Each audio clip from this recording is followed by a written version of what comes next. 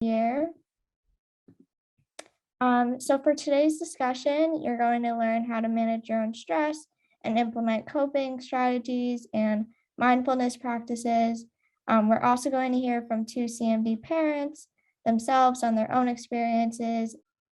Okay, so let's meet our speakers. We are joined by an amazing group of people who we are very grateful for taking the time out of their busy schedules to be here with us today. We have Sarah Stoney, who is an outpatient subspecialty social worker for neuromuscular leukodystrophy, multiple sclerosis, and brain inflammatory at the Division of Neurology at CHOP. And of course, we have Lani KNUTSON and Kyle GAGNER, who are CMD parents and community members. All right, so Sarah, if you would like to take it away and share your screen on caregiver self-care. Perfect. Let me just.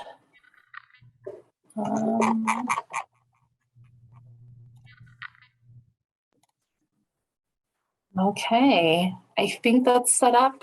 Okay. Again, thank you so much to everyone joining today, and thank you to Avery and to Kelly for reaching out and asking me to talk about what is one of the most important things out there, which is how we can take care of our caregivers. So thank you for joining me on what I'm sure is a very busy Saturday for everyone. We're going to try to pack in a lot of information in a short period of time, but thankfully I'm a fast talker. So we'll go through some of this information and then hopefully have the opportunity to talk about it at the end. There is going to be, I believe, a second part to this webinar where you focus more on the wellness of family members.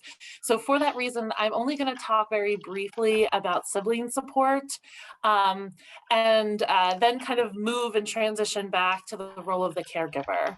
We're going to acknowledge the stress, the heaviness that comes with that role with a diagnosis of CMD. We're also going to talk about prioritizing your own wellness and why it's so vital for caregivers. We're going to learn how to recognize burnout and really ways to overcome that. We're going to talk about how we establish our support network and really the role that grief plays in our everyday and how we can really utilize simple self-care practices every day. So part of the reason why I like to talk about siblings is that even when I talk with our parents and caregivers about their own wellness, and I sit down with a caregiver and I say, how are you? I find that their mind immediately jumps to someone other than themselves, whether that's their partner, another child, or someone else, that there's this instinct selflessness that's just very ingrained in our caregivers. And siblings of our patients at CHOP are typically an opportunity where we want to just make sure that parents understand and know that there's sibling support available. So this is just a snapshot of a program at CHOP. It's called Sib Shops, which is specifically made for our healthy siblings of patients at CHOP. It's a support group that's run by social workers and child life specialists. And this is to encourage you to reach out to your medical community and ask about what support services are available for siblings. We all know that when there is one child in the family that's ill, it affects the whole family. For parents, taking care of a child with CMD can be all-consuming, and it can be difficult to make sure that siblings and other children are getting what they need. Even if they're quote unquote doing fine or acting as if they're doing fine, they may in fact be struggling.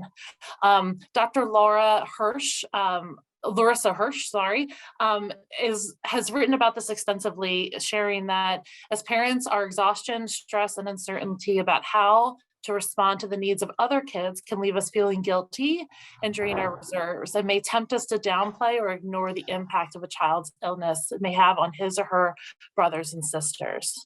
Now, what we hear from our healthy siblings, these thoughts that I have up on the screen, reminder that these are typical, normal, healthy thoughts that healthy siblings may have regarding their fears, their anxieties, their frustrations about their sibling who may be living with CMD.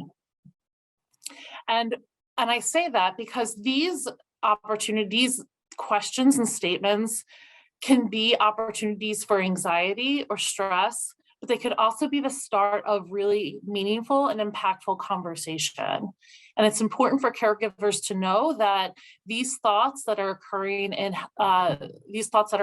for healthy siblings are not because of anything that caregivers did or did not do. This is actually typical of what we would expect. We just want to know how to be able to support siblings when they are showing signs of stress. Some of those signs of stress may include disturbances in sleep patterns, changes in appetite, mood, behavior, or school performance. Younger children may even show regressed behaviors, doing things that they did when they were younger that they may have outgrown, perhaps attaching to a tangible object like a blankie or a beanie. And some of those things may be more attention seeking.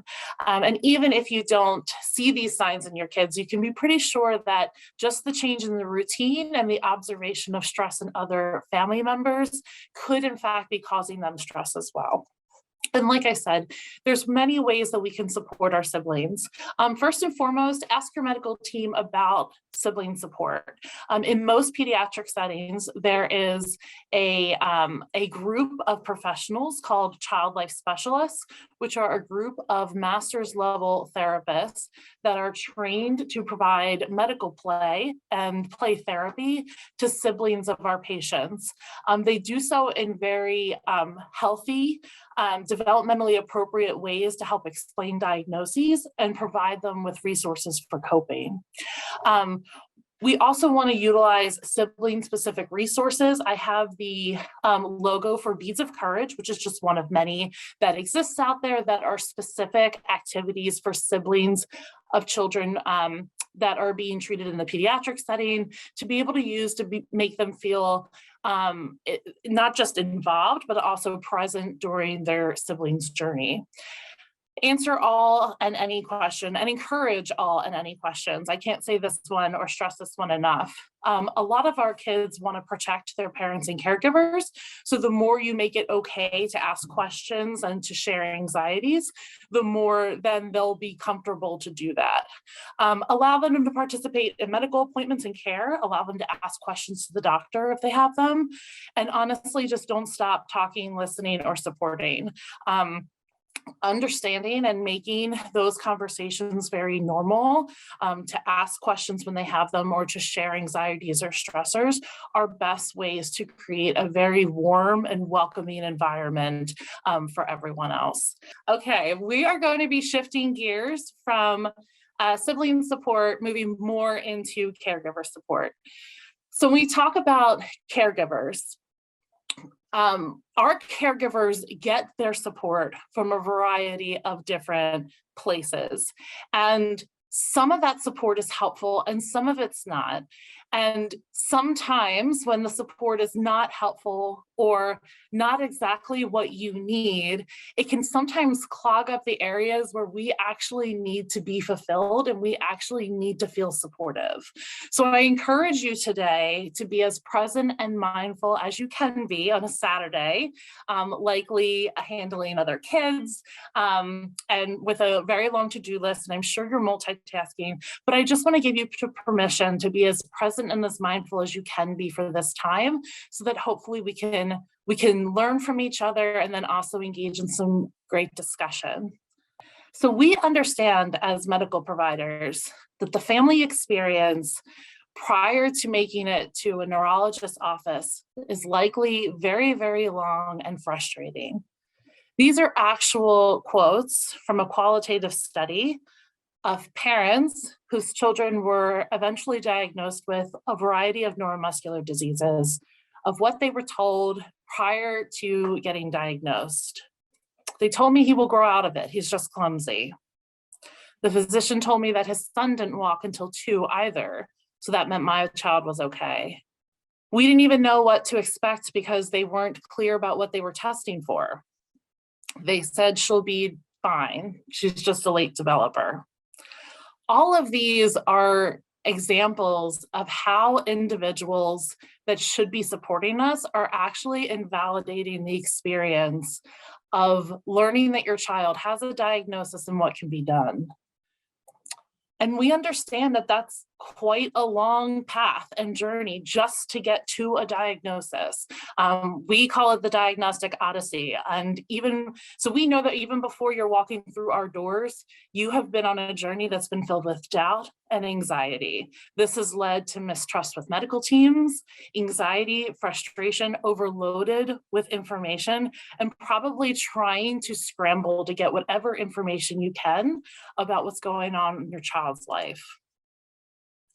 So once you are receiving a diagnosis, we know and we acknowledge that just because we have given the diagnosis a name does not alleviate or erase any stress or anxiety that you or your family may be experiencing.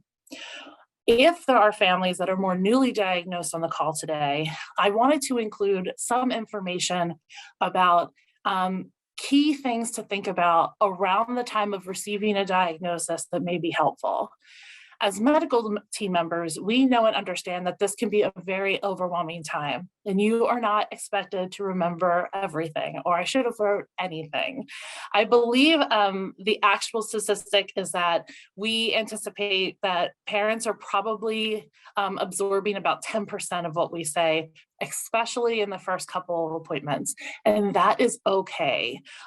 So if there are ways that work for you, such as bringing a notebook or writing questions down ahead of time, fantastic. If not, make sure that you have a direct phone number for someone at the clinic that you can call to with questions. When I hand people my call at CHOP, I advertise that, hey, I'm not on the phone tree. You call this number and I will answer the phone. And I sometimes see relief in families' eyes because I get it. When I call my own medical providers, I have to hit 4 prompts and sometimes I'm routed to the wrong person. So ask, who can be my direct contact within this medical group? Who's going to get back to me the fastest? And what's the most direct way for me to reach out to them? Going back to the notebook, the other suggestion that I have for families too is to just keep a notebook at hand at home. I find sometimes when I'm washing the dishes or when I'm getting ready for bed, those are the times when the questions I want to ask my doctor actually pop up in my head. So if I just leave a notebook laying around, I can write them down, because if I don't, then I could forget them and then not be able to ask my doctors about them. During this time period too, we encourage you to remain as present as possible. Sometimes thinking too far ahead can be anxiety provoking and stressful. Regardless of how skilled the physicians are that are treating your child and how well versed they are about the diagnosis, your child is going to be teaching us far more than we will be teaching you. So oftentimes it's those living with CMD that we learn from in order to determine what our patients need and when they need it. So certainly if it's a source of stress, try to be present and try to not think too far ahead. Please remember to continue with typical traditions, whatever that may be for your family, whether they're religious traditions, keeping a baby book, or celebrating specific milestones. Understand that partners within a relationship may process and cope differently. We're going to talk about this a little later on, but we give a lot of homework, date nights and movie nights, and give homework to partners to ensure that they're really focusing on one another in their relationship. And of course, if you start that you're feeling symptoms of depression, anxiety, you want to ask for psychiatric or psychological service. And there's no stigma around a subject that unfortunately is taboo sometimes, but it's absolutely appropriate that you get available good mental health services. You can build a team of support within the medical team that is not just medical professionals. Psychosocial staff is available in many medical care centers, and they can conduct comprehensive mental health screenings and provide ongoing support. They may include social workers, psychologists, child life specialists, even chaplains. So you can ask your team, who am I able to check in with, just to make sure that I've got my ducks in a row. If I need to talk to somebody, who is that person on my team that that can be that person. And if they don't exist, then ask your clinic for names of therapists that you know and trust, that they know and that they trust. So we get our support as caregivers from a variety of different places. We get it from our family, our immediate family. It extends out to extended family, also friends, aunts, uncles, cousins, friendships that have been with us on this journey, our disease community, of course, support organizations that are able to provide resources and connection with others. Social media platforms like Facebook and Instagram can really connect parents of children who have rare diseases and make them feel not as isolated. We talked about our medical team being a source of support and also the hope for the future. It's a really exciting time right now in neuromuscular diseases. There's a lot of advances in science. I've been in this position for 8 years, and I feel like I've seen 20 years worth of advances in a lot of the diagnoses that we work on. So that in and of itself can be a pillar. But what we want to focus on today is how we continue to utilize those supports, but have a more firm beam and pillar in ourselves to be able to help support ourselves the best way. So after we're receiving a diagnosis, our caregivers carry a lot from their home to the care, well-being, and support of the extended family, to wanting to be involved and contribute to the disease community, and then also the general public. I talk to so many families that when they are fighting a denial for the insurance company and frustrated that there's legislator that is blocking their ability to be able to get what they need for their child, that is a very heavy weight that a lot of our caregivers have to carry on a daily basis. So I want to ask just a couple statements or make a couple statements and have you just figure out whether or not they resonate with you. It is my responsibility to ensure that my family is okay. I should make sure that all of our relatives' questions are answered. I need to meet with newly diagnosed families to help them through this challenging time. I want to give back to my community. So no right or wrong answers. All of those statements could be true or all be false. There's no right or wrong. The lesson we want to take from this is that you are absolutely allowed to give as much of yourself as you want to other people, as long as you're able to care and take care of yourself first. Without you being well and without you being your own source of support and your own wellness being taken care of first, we can't encourage you to go out and help others without you, of course, taking care of yourself first. So how do we help others without hurting ourselves? Self-preservation. If there is any term that you take out from today's talk, please let it be self-preservation. This is the term that I am usually saying in the first appointment that I'm meeting families. This can be defined for everyone differently. So and we're going to talk a little bit later on about what adds and subtracts from our mental health and self-care. But if the phone is ringing at 8 o'clock at night and you've had a long day and it is distant Aunt Betty who has more questions about what the diagnosis is, and that phone call is not good for you at that moment in time, I give you permission not to answer it. So that's what we talk about when we talk about self-preservation, about making more of what adds to our ability to be well and less of what subtracts it. And this is going to look different for every person. Some other concrete suggestions: finding a credible source where family and friends can get information. We live in a society of Googlers, the worst creation ever made. And we don't want family members, of course, trying to go online and learn information themselves from uncredible sources.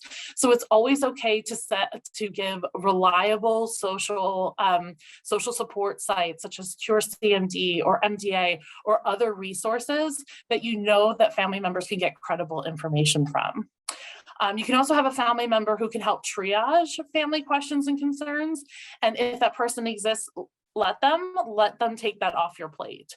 And as we said before, you can educate your community and others, but just know it's not your responsibility.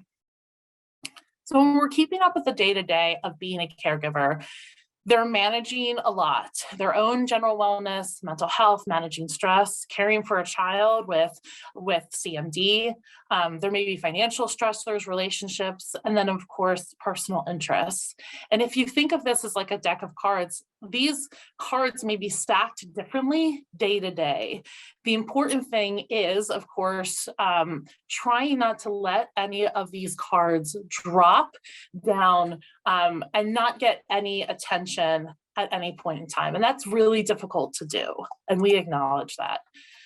Part of how we do that is by taking care of ourselves first. And I think I can probably say confidently that most therapists and social workers that talk about this analogy hate that we have to use it, but it's such a good one. The oxygen mask on the airplane analogy is by far exactly what we need our caregivers to do. So when you're on a plane, you're instructed to put your own oxygen mask on before you help anyone else. And that's exactly what we need caregivers to do.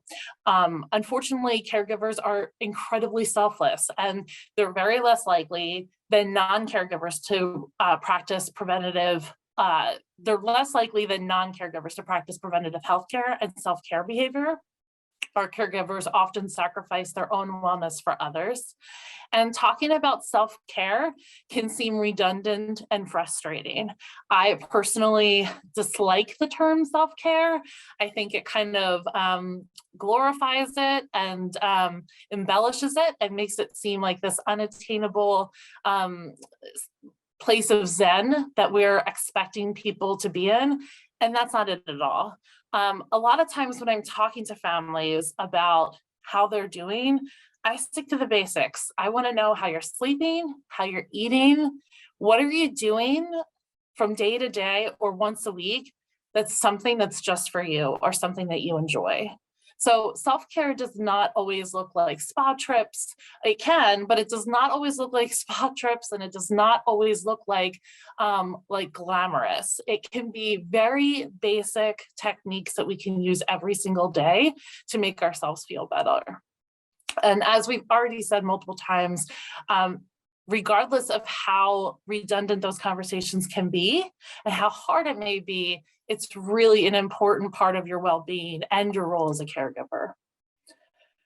So caregivers typically experience sleep deprivation, poor eating habits, failure to exercise or stay in bed when ill, and they'll even postpone or fail to comply with medical appointments for themselves. Caregivers are also at increased risk for depression. The statistics are actually pretty concerning. So it's more important than ever to make sure that we are doing things to try to help our caregivers.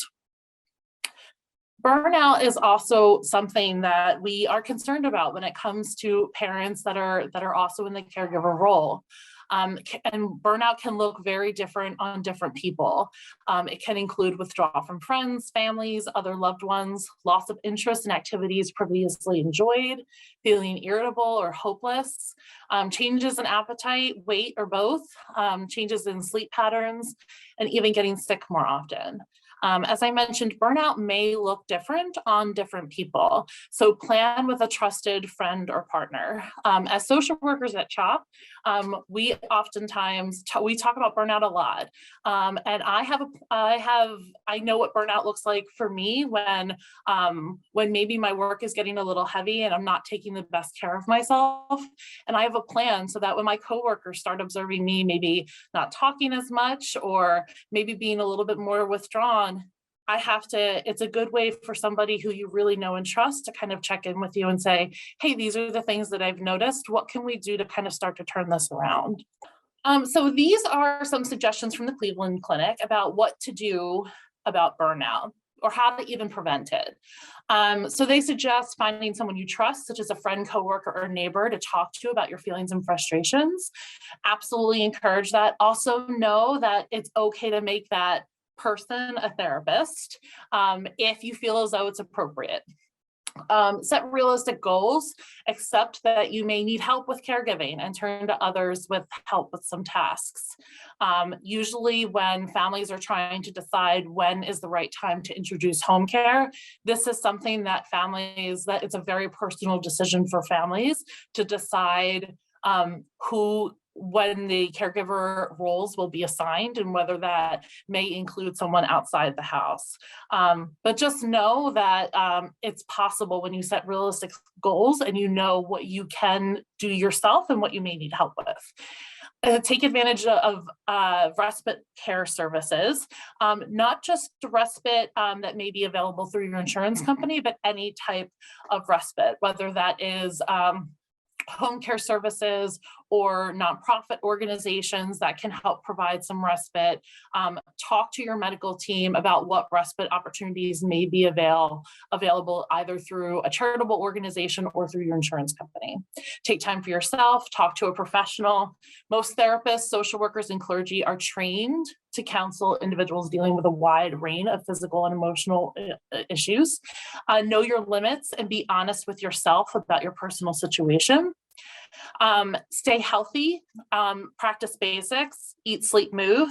That does not mean eat perfectly, sleep perfectly, and move perfectly. That means setting small goals for yourself and ensuring that you are getting the basics of what you need. Accept your feelings. Having negative feelings such as frustration and anger is totally normal. And join a caregiver support group. Sharing your feelings and experiences with others in the same situation can help you manage stress, help locate local resources, and reduce feelings of frustration and isolation, particularly our families in the neuromuscular community. Because our community is so small, it can feel very isolating. So organizations like Cure CMD are phenomenal to really bring people together. You are also allowed to give yourself permission to process grief. And a lot of times grief is just assigned to death, and that's not accurate and not true. Using words like grief and grieving actually give the emotions that you are feeling the worth that they deserve. And coping with difficult information, grieving, it requires a great deal of energy. And how individuals process that information can differ in relationships, in families, and in communities. So when you're coping in relationships, one of the first conversations I actually have with families that are more newly diagnosed, that are in a partnership or relationship, is I talk about the fact that you just have to acknowledge that people are different. Not everyone is going to process information the same way, and not everyone is going to cope or grieve in identical styles. And that is okay. Oftentimes we may have one parent or guardian who is really likes to be actively online and connected with support networks and talking to other people, while the other partner may not find those things helpful. It is okay to have different styles when you are coping and grieving together, as long as you are able to communicate about it and respect one another. Just because your partner's coping style may be different from yours, it does not make his or hers the right or wrong way to be dealing with this information. So just having a blanket layer of respect and ensuring that communication lines are open is really how we can respect one another. It's also okay to assign roles as caregivers. This can happen often in relationships and partnerships. Allow individuals to take over tasks that are easy for them. I cannot sit on hold on an insurance company for 30 minutes, but my husband has no problem doing that. Great. He can take that off my list. I'm not going to do something that I know that he's good at if he's able to do it. And this can even extend beyond the immediate family as well. If there are things that your medical team can do for you, call the insurance company for you, call the DME company for you, allow them to do it. See what options that are available as to who can help out. And roles can change over time. Communication is obviously key to setting expectations and roles. So we're going to move to mindfulness. I know I'm getting a little close on time, but we only have a little bit left. So I remember when I was getting my undergraduate degree a very long time ago, And we were basically really just learning about mindfulness in social work school. And being a pretty stereotypical type A personality where I was kind of taught that it was okay to run. Mindfulness was like learning a new language, like trying to learn a completely different language later on in my life. Thankfully, many years have passed since undergrad and grad school, and you can understand and appreciate the benefit of mindfulness for every single individual. Even as someone like me, where being mindful and meditating and being more present can sometimes be challenging, there are so many opportunities where you can incorporate this into your daily life, where you're able to make it far more attainable. So here are just 5 of my very quick suggestions on some mindfulness practices. There's one activity called stop, where you stop what you're doing for a moment, you take a breath, you observe your thoughts, feelings, physical states, and then you proceed with that as it helps you address the rest of your stress. So once you're observing your thoughts and you've observed whether or not you have any feeling or pain inside your body, you then process where the source of that may be coming from, and that will help you alleviate some of those stressors. Here are just a few others. 5 senses is a great one that can take literally 30 seconds. If you find yourself in a chair, I encourage you to put yourself in the chair, put your feet on the ground if you're able, put your arms on the armrest, and that is truly all you need. You then can choose to check in with your 5 senses on your body. Observe what you see, what you hear, what you smell, what you taste, and what you feel. That is a very great grounding exercise that can just kind of de-escalate any stress very quickly and make you much more present. Word a day is a great opportunity if you're interested in journaling, but you don't have time to journal. I would have loved to have been journaling the last 20 years of my life. It's very, very time consuming.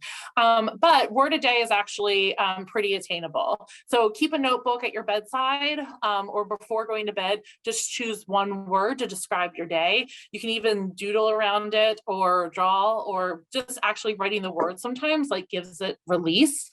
And it can be good, negative, it doesn't matter. It's just the word to describe your day. And if you do this every day, it can actually become quite a collection. Container is a really great exercise as well.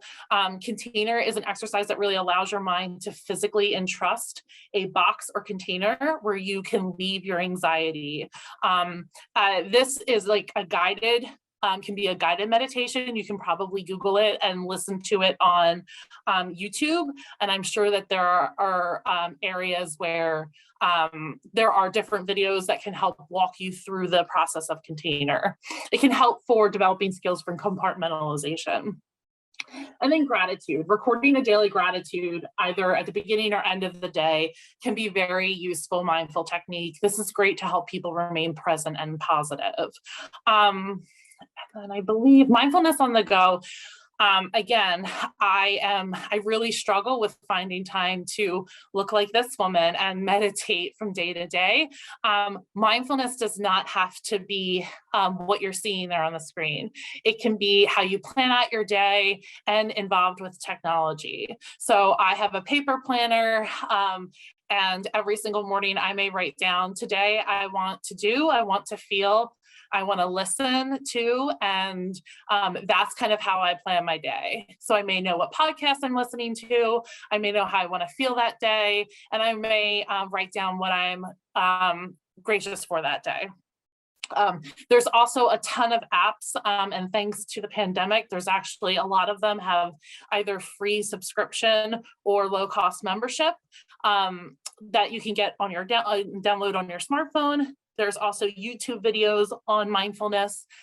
You can also incorporate it to your Apple Watch or Fitbit.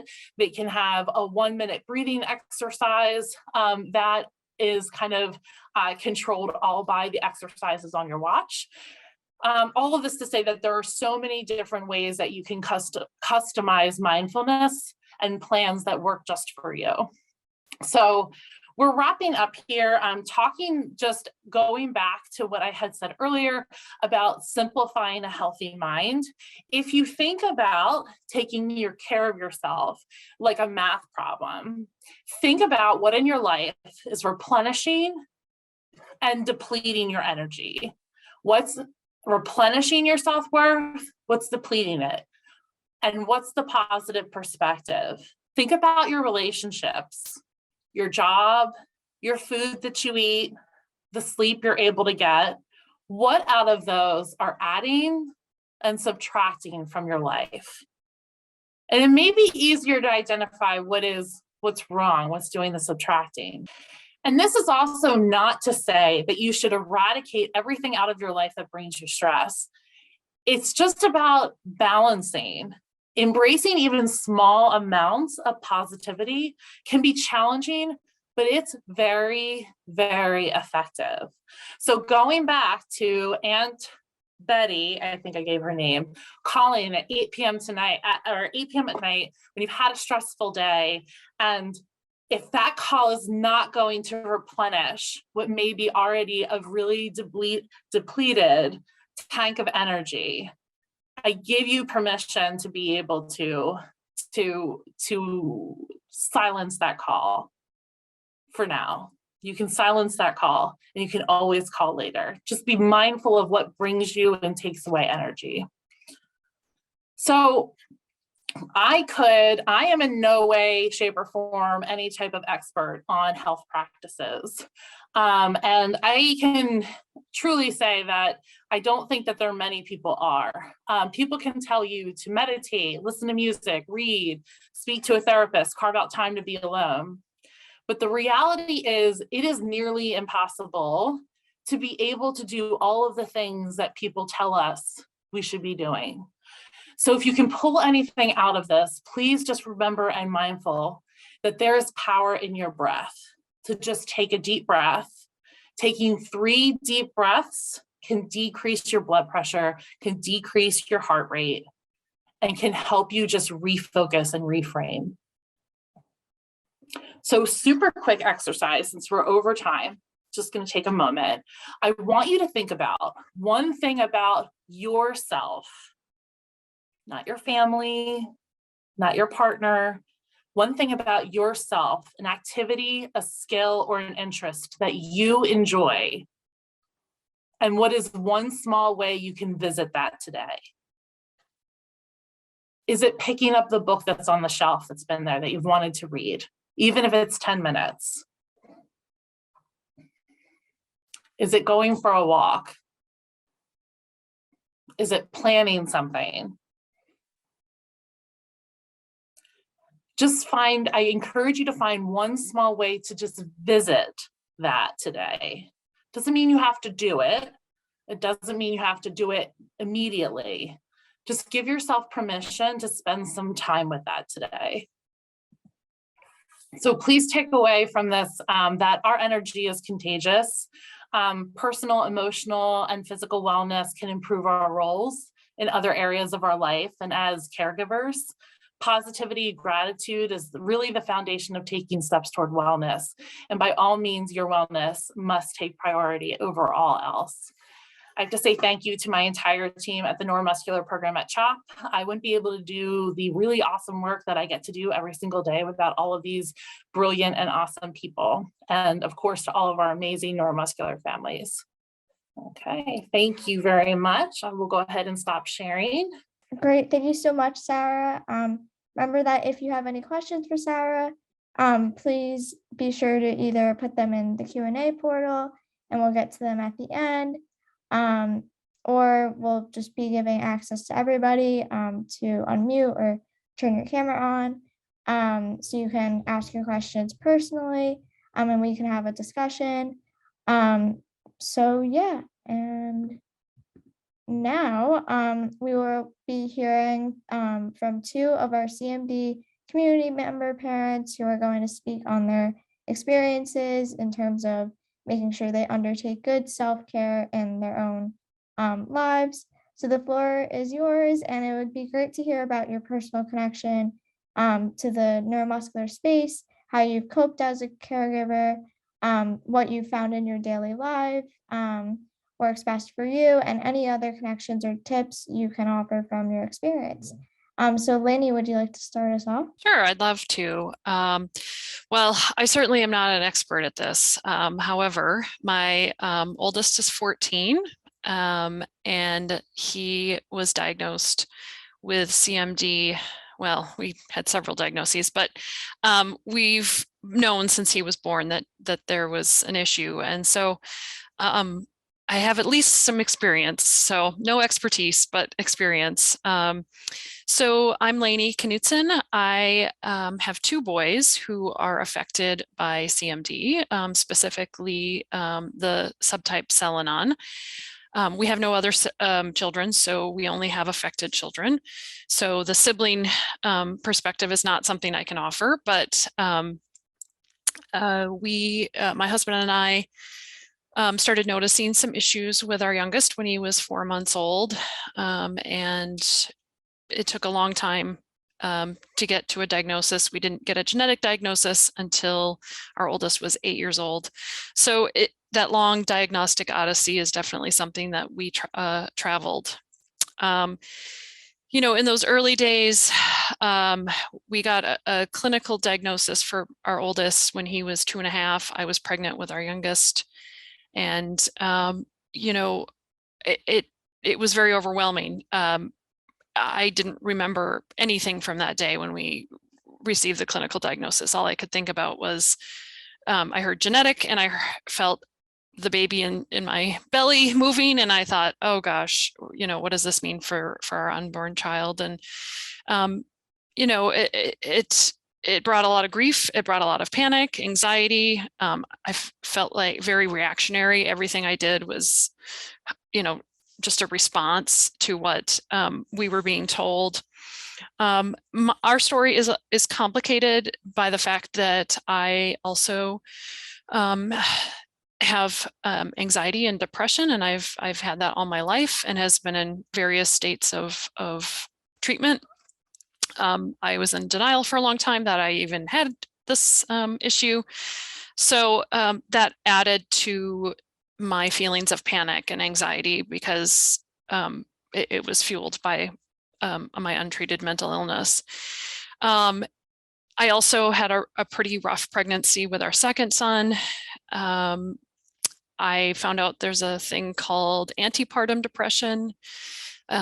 So I had that as well as postpartum. It was all of those things, you know, accumulating to the fact that we were going through this very long and stressful diagnostic process. And as a mother, I was under the impression that I needed to be a martyr. That was the examples that I had growing up. And so I always put everyone else first. And if I had a moment for myself, then I would do something, but I was constantly moving. And at the same time, I was a teacher, a music teacher that required a lot of, you know, evenings and weekends. And so trying to manage all of that became very, very overwhelming. And the results were not good. It created, you know, problems in my relationship with my husband, with my friends, with my family. My work life was chaotic because I was constantly moving and just high anxiety. And eventually it just it took a toll on my body.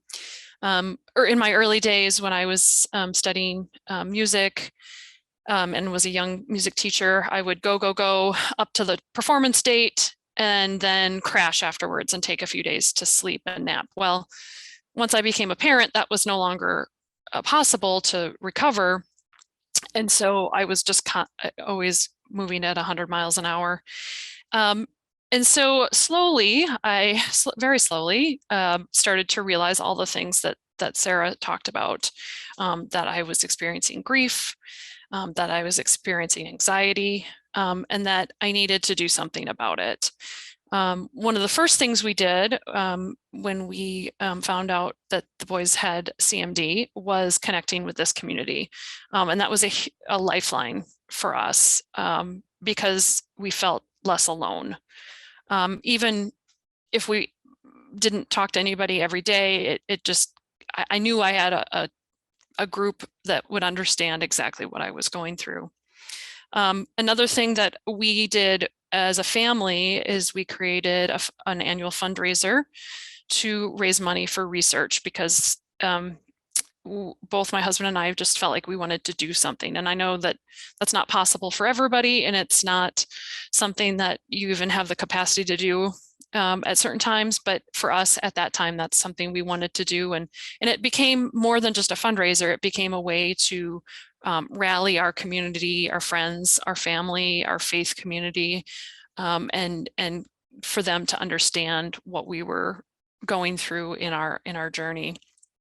Another thing that I did for myself was I started a blog where I could write about how I felt as a caregiver. And this was immensely helpful for me. I like to write, I like to think through things, and it helps me process. A friend asked me why I didn't just journal. For me, I wanted it to be a public thing so that hopefully it would help other parents as well. And ultimately, the biggest change I made was I decided to take a break from teaching. As we know and have really learned the last couple of years, is that teaching is not a 9-to-5 job. And I needed to be able to step away from my job so that I could spend more energy on the boys, but also energy on taking care of myself.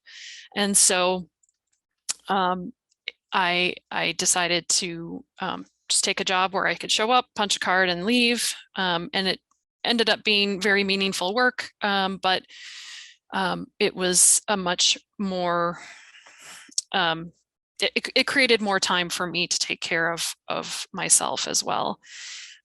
For me, learning to take care of myself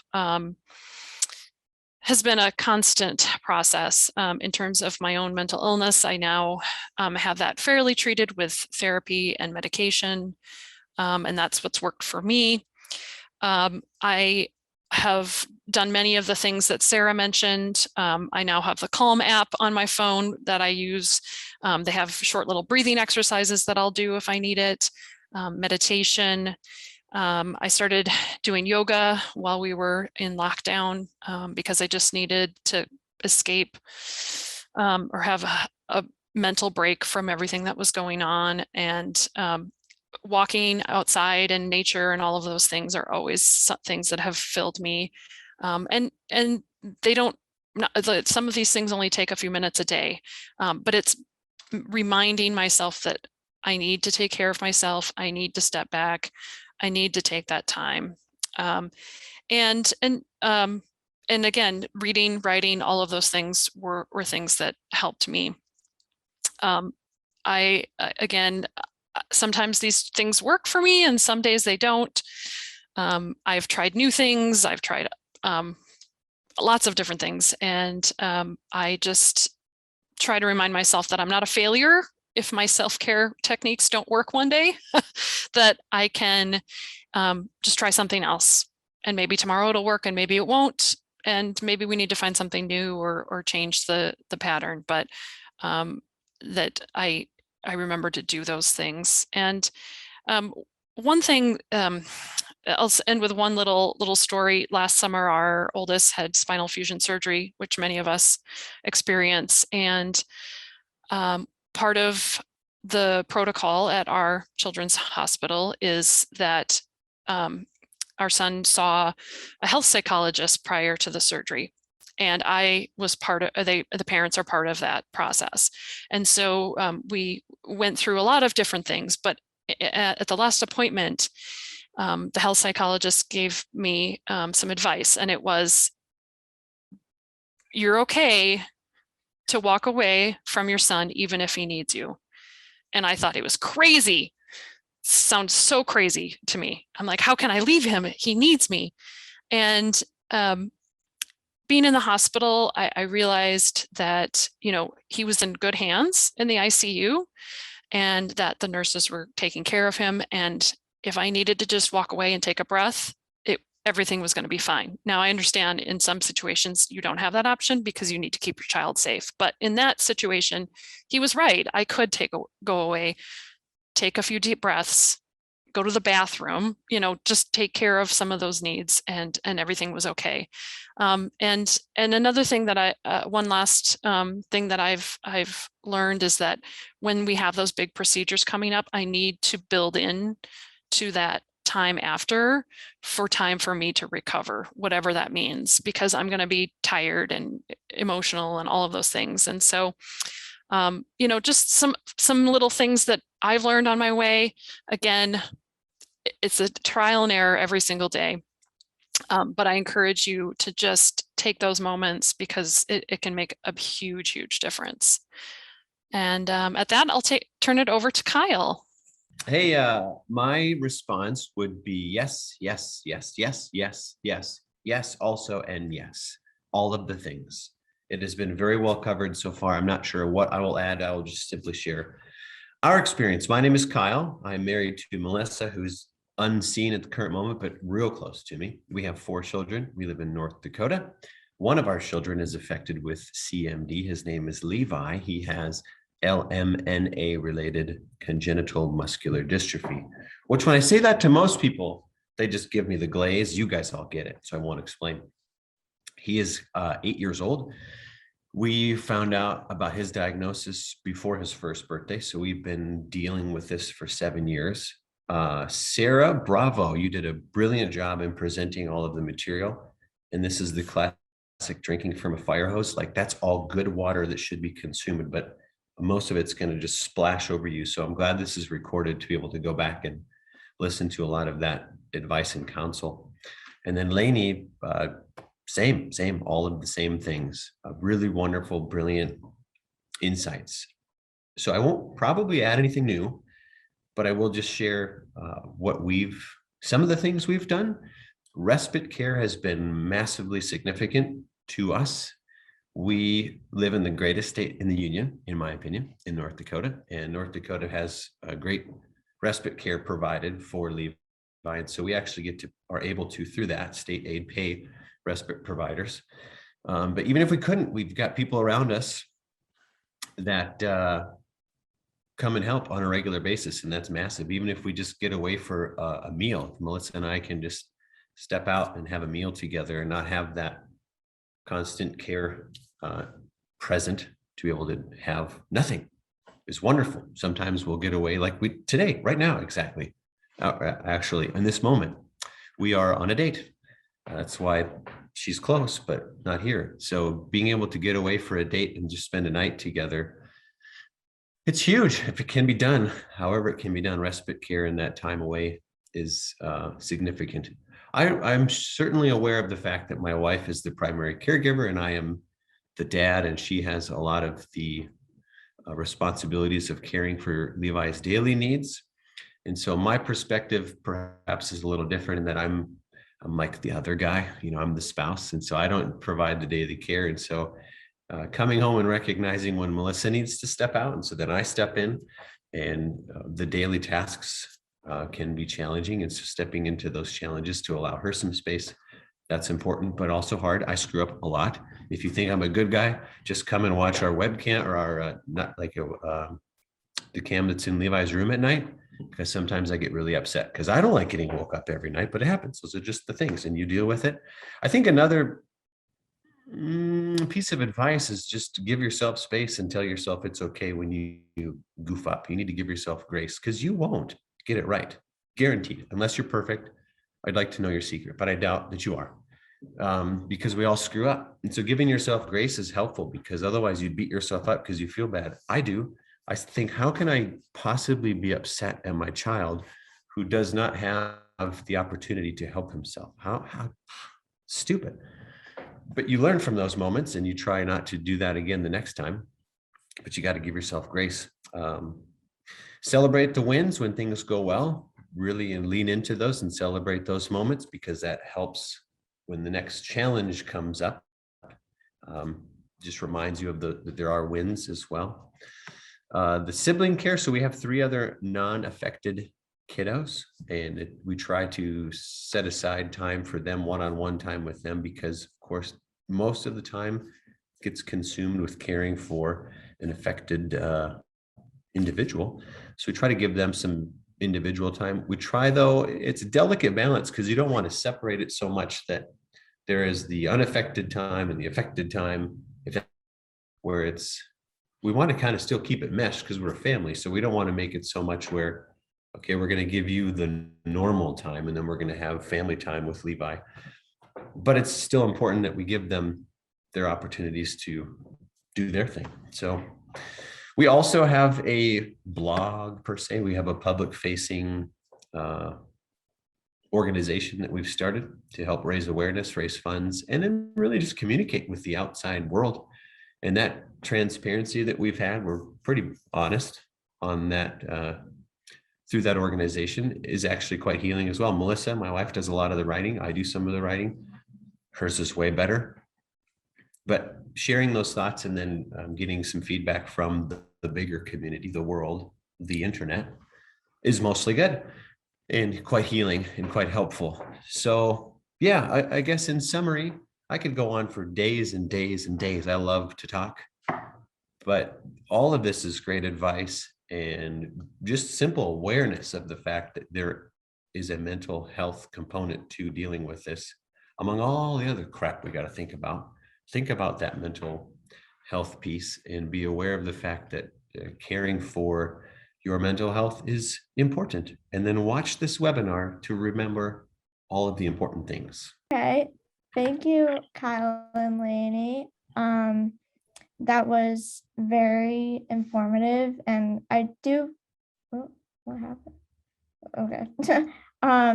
I do feel like the caregiver perspective from actual caregivers, not saying that Sarah is not a caregiver, but I just feel like personally, I'm an affected individual. Personally, I feel like that really has an impact on other caregivers, hearing from other caregivers. Thank you so much for everyone for joining us today. A very big thank you to our speakers for being with us and contributing today. Hopefully you have found this helpful, which I think people have, and we'll take on some new mental health and day-to-day wellness practices now or in the future. Care CMD is a great resource to connect with others in the same position as you. So to find links to support groups, you can visit our website at carecmd.org, and you'll find support groups under the community menu tab. Those are very helpful. We have subtype specific groups too, so you're able to choose which group or groups you would like to join if you'd like. Definitely want to make sure you save the date for our next webinars in this mini series. Part 2 of the caregiver perspective mental health series is next week, next Saturday. So hopefully you will join us for that. Kelly will be dropping the registration link to have sent to you in the chat. We will be discussing how to successfully navigate the family dynamics and learn how to find your community support network. And then we have our mental health webinars for affected individuals in February coming up. So those will be fun and informative as well. We get to learn from some experts and community members as well. And then to close out the mini series, we get to learn about some activities and hobbies affected individuals can do to maintain a healthy and fulfilling lifestyle. So definitely stay tuned on info on that and our next webinars in the series. Of course, if you have any questions about the webinars or any other CareCMD programming, or you just want to reach out, please don't hesitate to email us via the email on the screen, outreach@carecmd.org. We're more than happy to answer any questions and or concerns you may have. And then save the date. You probably have heard that SciFam is now scheduled for June 30th to July 3rd this year in Nashville. So that is very fun and exciting, and we're very excited